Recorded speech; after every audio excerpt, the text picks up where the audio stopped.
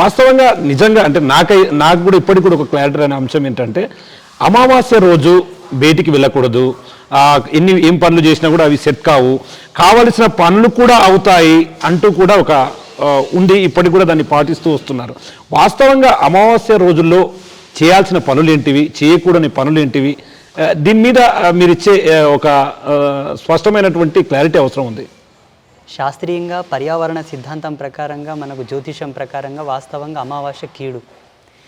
ఏదో అత్యవసర పరిస్థితి ఉంది, ఇంకేదన్నా అనారోగ్య సమస్య ఉంది, ప్రభుత్వ ఉద్యోగాల్లో ఉన్నాము, గవర్నమెంట్ జాబ్స్ ఉన్నాయి, వెళ్ళాల్సిన పరిస్థితి ఉంది అంటే వెళ్ళొచ్చు, తప్పులేదు, అది భగవంతుడు చూసుకుంటాడు. అనాలోచితంగా ఫ్రీగా విహారయాత్రగా వెళ్తున్నాము, ఎక్కడో తిరగని పోతున్నాం, అక్కడిక్కడ పోతున్నాం అంటే పోకూడదు. ఎందుకంటే అమావాస్య రోజు జీవధర్మ సిద్ధాంతం ప్రకారంగా జీవుడికి అంత పర్టిక్యులర్లీ భగవంతుడి నుంచి కనెక్షన్స్ రావు. ఆ రోజు ఆ ప్రాణ సంరక్షణ శక్తులన్నీ కూడా స్తంభింపబడతాయి. కాబట్టి ఆ అమావాస్యకు భగవంతుడు అంత రిజర్వేషన్ ఇచ్చిండు ఆ డేకి. అందుకే కొంచెం ఆచి తూచి ఉండండి, వీలైతే దేవుళ్ళ కాడ ఉండ్రి, ఇంట్లో ఉండ్రి, మంచిగా ఉండ్రి, ఏ పనులు చేయకుర్రి, సాహసవంతమైన పనులు చేయకురని అనాదిగా మనకు ఒక నానుడి వచ్చింది. అది కొన్ని లక్షల మందికి ఆ రోజు అశుభం జరిగింది. ఇప్పుడు మిట్ట మధ్యాహ్నము ఎండాకాలం మిట్ట మధ్యాహ్నం 12 గంటలకు రోడ్ల మీదకి పోతే బాడీ డీహైడ్రేషన్ అవుతుంది, మనకు శరీరంలో కొన్ని మార్పులు వస్తాయి డాక్టర్లు ఎట్లా చెప్తున్నారు. అంటే కొంతమంది మీద జరిగి అస్వస్థ పాలై హాస్పిటల్కి వెళ్ళడం వల్ల డాక్టర్లు డిక్లేర్ చేస్తే 10 మందికి ప్రాచుర్యమైంది. అది అమావాస్య మీద కూడా కొన్ని లక్షల మంది మీద అనాలిసిస్ చేసిండ్రు మా ఋషులు గురువారం. అప్పుడు చెప్పిండ్రు, అయ్యా అమాసకి ఎక్కడ ఓకుర్రా, ఏం పని చేయకుర్రా, మంచిగా ఉండుర్రి, గిట్లా ఉండుర్రి, ఏమో అత్యవసరం ఉంటే పోరి, దేవుడు చూస్తాడు, అనవసరంగా ఓకుర్రా అని చెప్పేసి ఒక నియమం తీసుకొచ్చారు. ఇదే అమావాస్యకు క్షుద్ర పూజలు చేసేవారికి అనుకూలంగా ఉంటాయి అని అంటారు. నిజంగా క్షుద్ర పూజలు చేసేవారు అమాయకుల పైన అవి సాధ్యం అవుతుంది అంటే ఏ తప్పు చేయని వారిపైన కూడా వారికి సంబంధించినటువంటి శత్రువులు కూడా కొంతమందిని ఆశ్రయిస్తూ వాళ్ళ మీద క్షుద్ర పూజలు చేయాలి, వారికి చేతబడులు చేయించాలంటూ కూడా చాలా సందర్భాల్లో మనం విన్నాం. నిజంగా అది వర్కౌట్ అవుతుందా? ఖచ్చితంగా అట్లాంటివి ఫలిస్తాయంటారా? ఆ కాలంలో పాతకాలంలో ఎలా ఉండే అంటే ఆకలి దప్పికల రుచి తెలిసినవాడు, కాలంలో వచ్చేటటువంటి ఎన్నో ప్రకృతి విపరీతమైన విపత్తులను ఎదుర్కొన్న వాళ్ళకు గట్టితనం ఉండే, గుండె ధైర్యం ఎక్కుంటుండే. అవును గురుగారు, అది మాత్రం శ్మశానంలో కూర్చొని జపం చేసినా జడిసేవాళ్ళు కాదు, బెదురుకునేవాళ్ళు కాదు, భయపడేవాళ్ళు కాదు. శారీరక దృఢత్వం అంటే ఆ కాలం అట్లా మలుస్తుండే అప్పటి మానవులని. ఇప్పటి అంత గట్టిగా లేరు. మంత్రానుష్ఠాన చంద్రిక ప్రకారంగా, మంత్రశాస్త్రాల ప్రకారంగా ఏ సాధకుడే కానీ ఒకవేళ చేతబడి చేయాలన్నా, ఏమన్నా దుష్టక్రియలు చేయాలన్నా, క్షుద్ర పూజలు చేయాలన్నా పుష్కర కాలం ఆయన కఠినమైన నియమాలకు కట్టుబడి పరిపూర్ణమైన బ్రహ్మచర్యంతో ఉండి నియమిత మంత్రదీక్షను అనుసరించి చేస్తేనే వానికి ఆ సిద్ధులు వస్తాయి, లేకపోతే రావు. పుష్కర కాలం అంటే 12 సంవత్సరాలు. వాస్తవంగా బీజమంత్రాలన్నీ కూడా పుష్కర కాలం తర్వాతనే అవి ఫలించడం మొదలు పెడతాయి. 1 సంవత్సరం 2 సంవత్సరాలు చేస్తే రావు అవి. అంటే ఇప్పుడు జరిగే చేతబడులు అవన్నీ కూడా ఉత్త డొల్లనే అంటారా? అపోహాలు అవతలి వారిని దెబ్బతీయాలంటే ఏదో ఒకటి క్రియేట్ చేయాలి. అంటే ఈ చేతబడులను ఒకవేళ సైన్స్కు అనుసంధానిస్తే అంటే దీంట్లో కంపేర్ చేస్తే ఎట్లా చెప్తారు మీరు? Genetic theory, DNA farming, DNA reforming ఉంటుంది దాంట్లో. ఇప్పుడు మనకు సిగ్నలైజేషన్ ఎలా ఉంటుందో శాటిలైట్ సిస్టమ్ ద్వారా ఈ జీవధర్మ సిద్ధాంతాన్ని అనుసరించి ప్రకృతికి వీళ్ళకు కనెక్షన్ ఉంటుంది. ప్రాకృతికమైన ప్రకృతి యొక్క స్తంభన క్రియనే చేతబడులు. అవి స్తంభిస్తే మనం ఏం పని చేస్తాం? ఇప్పుడు మన కరోనా వచ్చింది, అవును గురుగారు, ఆక్సిజనైజేషన్ మైనస్ అయిపోయింది, శ్వాస తీసుకోవడం ఇబ్బంది అయిందనే కదా చాలా మంది చనిపోయారు. అంటే గాలికి మన శరీరానికి ఏదో కనెక్షన్ ఉన్నట్టే కదా. పాంచభౌతికమైన స్థితి మీద వాళ్ళు పట్టు సాధిస్తారు. అప్పుడు మనుషులతో కానీ జీవులతో కానీ వాళ్ళు ఆటలాడతారు. ఆ స్థితికి రావడానికి కూడా ఈ సాధకుడు ఎన్నో కఠినమైన నియమాలకు ఓర్చుకోవాల్సి ఉంటుంది. వీళ్ళకి ఏది రాదు, అంత డాష్ చేసి. ఇప్పుడు మేము అభ్యాసన యోగంలో ఉన్నాం కదా, ఇప్పుడు మేము చేసినాం. అంటే నిజంగా అభ్యాసన యోగం చేసి పూర్తిస్థాయిలో దాని మీద పట్టు సాధిస్తే ప్రకృతి మీకు సహకరిస్తుందని అనుకుంటారా? ఎందుకు సహకరించదండి? ఇప్పుడు నేను ఒక మాట చెప్తాను, మీకు ఒక ఎగ్జాంపుల్ చెప్తాను. మొన్న ఒక అతను వచ్చాడు మన ఆశ్రమానికి. గురుగారు, ఆయనకు ఇంట్లో రోజు పాములు వస్తున్నాయట. గురుగారు, పోనీ ఇంటి చుట్టూ ఏదన్నా కంప చెట్లు ఏమైనా అడవి లాంటిది ఉన్నా అన్నా లేదు, ఊరు మధ్యలో ఇల్లు ఉంది, మొత్తం ఇంటి చుట్టూ రోడ్లు, సిసి రోడ్లు, అవకాశమే లేదు రావడానికి, కానీ పాములు వస్తున్నాయి. మళ్ళీ కొత్తగా ఇల్లు కట్టుకున్నాడు, 1.5 సంవత్సరం అయ్యింది. ఇంటి నిండా టైల్స్ పెట్టాడు, మంచిగా గ్రానైట్ వేసాడు. గురుగారు, పాము రావడానికి వెంట్రుక అంత అవకాశం లేదు, కానీ పాములు వస్తున్నాయి. ఎట్లా? అదే విచిత్రం ఇక్కడే మీకు తిరకాస్తున్నది.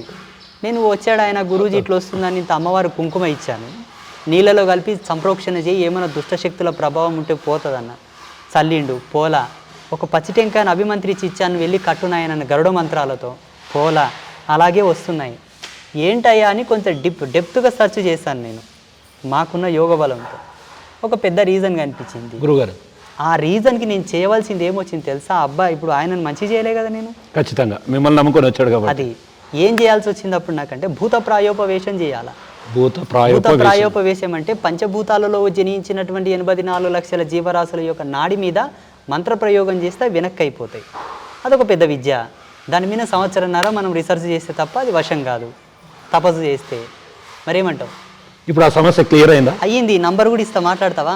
ఓకే ఓకే ఓకే గురుగారు, వెళ్ళేటప్పుడు ఖచ్చితంగా ఆ నెంబర్ తీసుకుంటా, తీసుకో. ఆయనతో కూడా నేను మాట్లాడిస్తా. అంటే గురువు గారి కెమెరా తీసుకొని రికార్డ్ చేయి మొత్తం ఇల్లంతా.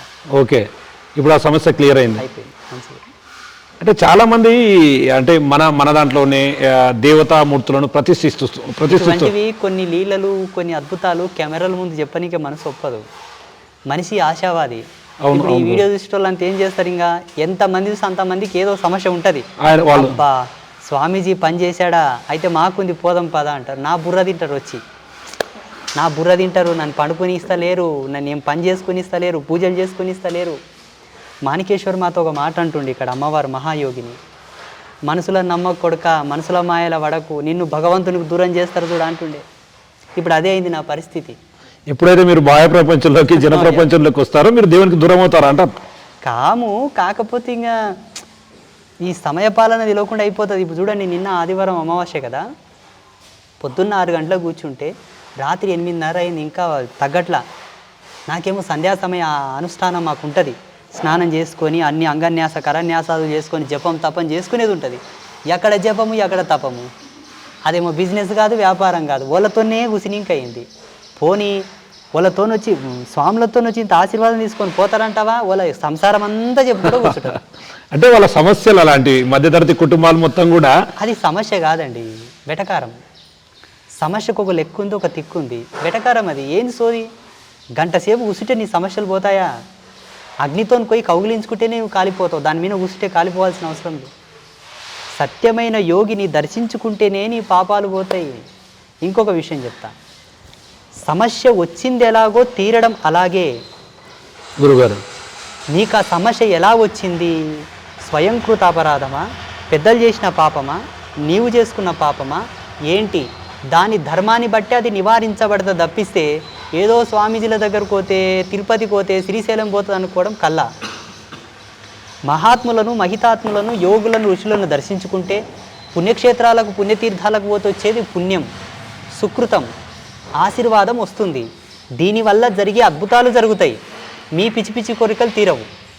ఇప్పుడు నేను ఒక ఉదాహరణ చెప్తానండి, వింటున్నారా? గురుగారు, ఒక ఉదాహరణ చెప్తాను. ఏంటి ఆ ఉదాహరణ? ఒక అతడు పెయ్యి బలిచి బాగా వచ్చిన డబ్బులతో తాగి తాగి తాగి తాగి తాగి తాగి కిడ్నీ ఫెయిల్యూర్ అయి పడ్డాడు. అవునండి. వచ్చి స్వామిల కాళ్ళ మీద పడితే బాగా కావాలనా? అది ప్రతి డిపార్ట్మెంట్కి ఒక రూల్ ఉన్నట్లనే ఆధ్యాత్మిక డిపార్ట్మెంట్ కూడా ఒక రూల్ ఉంది. ఏంటి? మద్య మాంసాదులు సేవించకండి, పరస్త్రీ సాంగత్యం చేయకండి, సుఖ సంతోషాలతో ఉండండి. మెయిన్ గైడ్లైన్స్ అది.